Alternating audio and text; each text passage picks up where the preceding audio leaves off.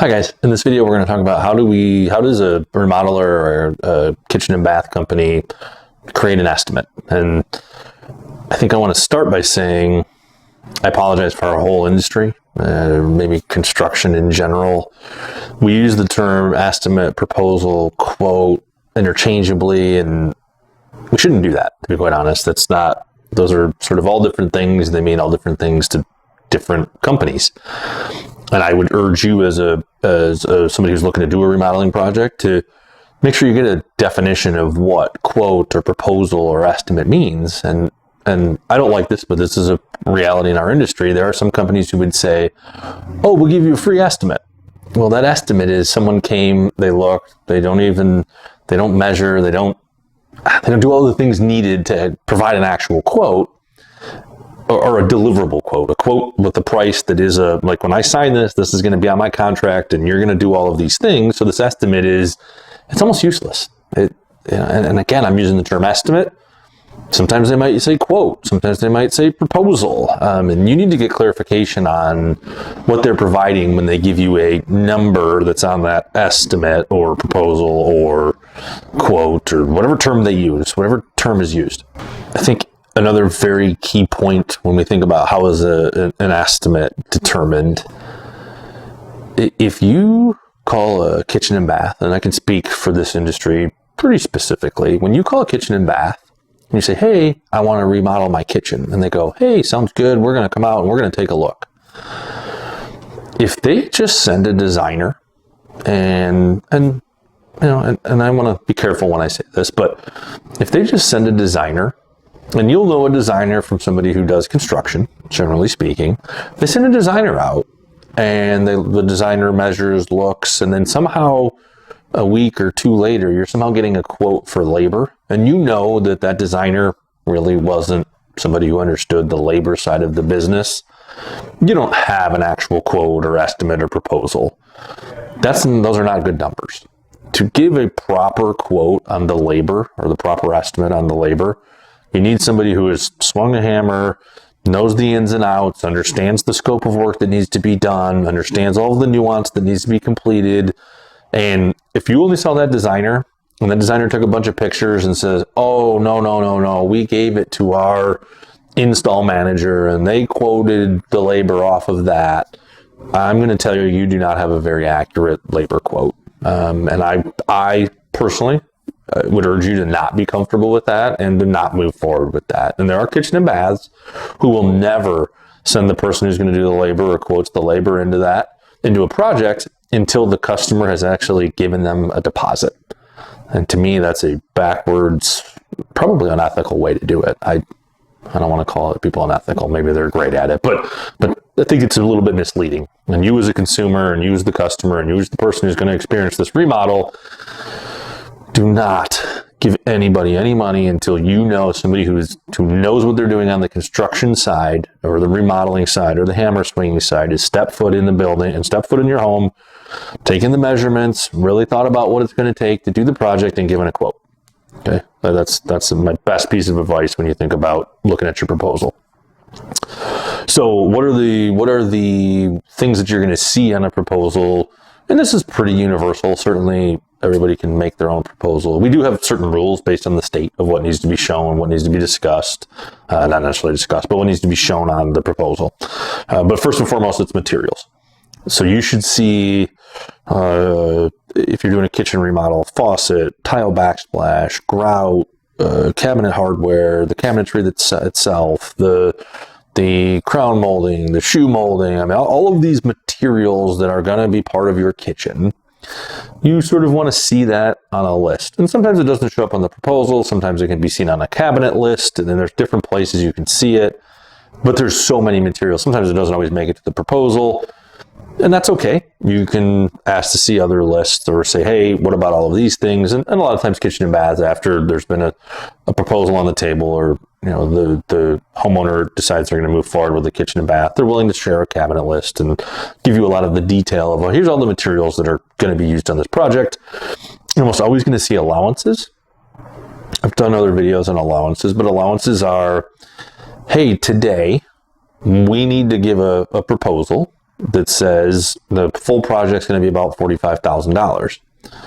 And when I say about, in that $45,000, we have allowances. So when we think about a tile, you're generally going to pick a tile backsplash after you have picked the countertop. Well, we're going to put an allowance in for the tile backsplash. And we're going to say, hey, we anticipate the tile backsplash to be 10 square feet at $15 a square foot for the tile. That's $150 for the tile. Now, there are tiles that are $100 a square foot. As of the signing this proposal today, we don't know what tile you're going to pick. So we have to put essentially what is a placeholder in there. And I urge you, anytime you have allowances in a proposal, and it's normal and it's okay, you don't have to be afraid of it. You do need to make sure that the amount in there is a doable amount. I can't tell you how many people we run into where they go, I'm so scared to death that the allowances amount, the amount you put in for your allowances is going to be too low. By the time this is done, I'm going to have $5,000 more in allowances, and I don't have that type of money for overage. Whoever you're dealing with, do your homework on this. Make sure that the amounts in the allowances are actual amounts that can get you a faucet and tile and all of the other things, and hardware and all the other things that might be in there as an allowance. You're generally going to have labor. And labor is where you get a very good feel for the scope of work.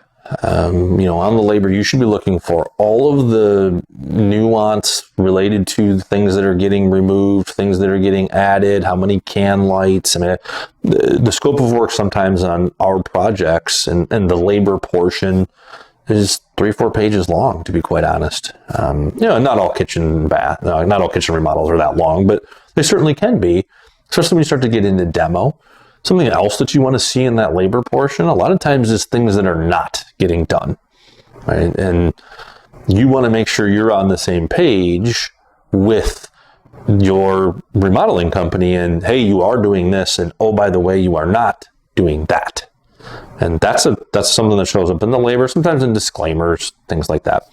You're going to find contingencies on there. So within that proposal, generally speaking, contingencies are either labor or materials, but they say they would allow for something like if we're moving a soffit. So a soffit is constructed, generally speaking, out of 2x4s and drywall. Well, most remodels we go into, people want the soffit gone. So we say, great, we remove that soffit. In the proposal, under the labor, you would see, and I'm just going to, for simplicity, say $1,000 to remove soffit. That $1,000 is assuming that soffit is just drywall and 2x4s. We take the drywall and 2x4s down, we put drywall up, we mud it, sand it, we're done. That is very seldom the case, to be quite honest. In soffits, builders, when they build homes, love to hide electrical and mechanical, and this is a true story. We have found cinder blocks in people's soffits. Still don't know why to this day, but we have found cinder blocks in there. So what happens is we don't know what's inside that soffit. So what we're going to say is, hey, we're going to put $1,000 contingency in this proposal related to that soffit, because we don't know what's in there. But we know, we have enough experience to know that a lot of times there's things in that soffit. So what happens is we put that contingency in there. When we get to the project, we take that soffit down, we find what's in there, we have to reroute a bunch of electrical. That contingency of 1,000 might end up being 1,500. It might get reduced to 500. But that's a contingency, and you want to see contingencies in any proposal or estimate because stuff happens. And that's this sort of fudge factor, or kitchen's $50,000. I think a sort of conventional wisdom would be to say something like, you should have a 5 or 10% sort of budget in there for overage, because stuff happens. So contingencies are very, very important. If you're dealing with a remodeler who doesn't have contingencies in there, and you ask about contingencies and they say, we'll worry about it later, be afraid. That's a bad approach. That's not how you want to approach a remodel. You want to look at the client and say, hey man, I've done all my homework to say, I think these could be some areas of problems, and we have contingencies in there for it. You're going to see taxes. You can get taxed for all sorts of materials, and that's up to each individual remodeler as to how they handle taxes on the materials. You really shouldn't see, in the state of Michigan, you shouldn't really see any tax related to the labor. Every state can be different. You know, I'm not an expert, but a lot of times you're going to see, what is the sales tax on there? You're going to see a delivery fee. That is a standard fee. That is a genuine fee. It costs money to take these big boxes and put them on a truck and get them where they need to go. You're going to see supplies. On some people's proposals, we, Cabinet Creations, we actually do have what is a building's supplies, and that's glue, nails, tape, ram board. I mean, the protective things that we put up to not damage people's homes. All of these things cost the remodeler money, and we attempt to basically take everybody pays a portion of that, and that's I don't know if it's standard. It is not uncommon. It is, again, a real expense, and it's something you'll see, and it's an okay expense. You will see sometimes design fees. You will see, a line item for design of kitchen, $1,000. Again, not abnormal, totally justifiable, and something that's on proposals. You're also going to see a lot of disclaimer language, a lot of language around, if you've seen renderings that have pictures on the wall, it doesn't mean we're delivering pictures, and renderings are just to sort of look at like what the kitchen could look like if you really dressed it up, and they're not specific. And so you're going to see a lot of language like that. And that's the stuff you're generally going to see on an estimate, a proposal. Again, you want to really upfront when you're talking to remodeling and they say, I'm going to give you an estimate. Well, you need to say, what does that estimate mean? Am I going to be able to, you're going to give me an estimate, it's going to have a full scope of work, a full amount, a builder or somebody in the construction and trades is going to come out and look at this thing, give me a real quote, and I'm going to be able to sign that, and then you're going to execute that? Like, that's an estimate? Or are you just giving me a price that means nothing, and then we'll sort out the price later? I hope this video is useful. I think it's useful. If you guys have any questions, any way we can help you guys, we're happy to help. Please reach out, email us, call us. Again, if you're in Minnesota and if you're watching this video and you got questions about remodeling, we're happy to help. Please give us a call. Thanks so much. Have a good one, guys.